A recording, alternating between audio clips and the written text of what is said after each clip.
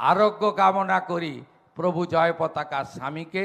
তিনি বাঙ্গালোরে চিকিৎসাধীন। তিনি নিশ্চিতভাবে ভগবানের অসীম কৃপায় সুস্থ হয়ে আসবেন। তিনি সুস্থ হলেই ডাক্তার অনুমতি দিলে তার কাছে গিয়ে প্রণাম করার সুযোগ সেবক শুভেন্দু অধিকারী নেবে। আমার সঙ্গে ইসকনের সম্পর্ক মুখ্যমন্ত্রী হিসেবে নয়, ভক্ত হিসেবে। আমার গুরু মহারাজ ছিলেন ভক্তিচারু মহারাজ। আমার অত্যন্ত যন্ত্রণা আছে, আমি ওনাকে না বলেছিলাম কোভিডের সময় বিদেশে যেতে।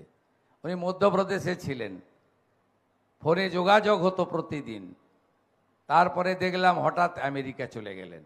তারপরে দুঃখজনক খবর পেলাম তিনি কোভিডে আক্রান্ত হয়ে দেহ রেখেছেন ওখানে। তাই ইসকনের সঙ্গে আজকের সম্পর্ক আমার নয়। আমি রাধা মাধবের অভিষেক করি বছরে 3 বার, জন্মাষ্টমীর দিন, দোলযাত্রার দিন এবং প্রভু জগন্নাথ দেবের রথযাত্রার দিন। তার সাথে অন্নকূট উৎসব এবং গোবর্ধন পুজোয় গোমাতার সেবা আজ নয়, আমি দীর্ঘ 20 বছরের বেশি ধরে করে আসছি।